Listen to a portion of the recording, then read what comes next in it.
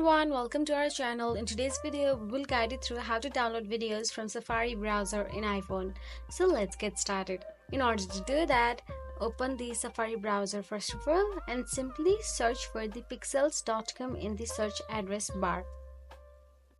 Now once you're in the pixels.com, all you have to do is search for the videos. You can see the video option available there.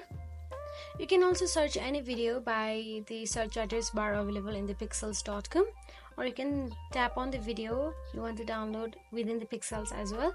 You can see there is download icon available right next to every videos. Simply tap on the video and start the download option, and you'll get to see the download option on your screen. Simply tap on it to download it, and it will automatically be saved on your files. So that's it. If you found this video helpful, please like, share and subscribe our channel, and thank you so much for watching.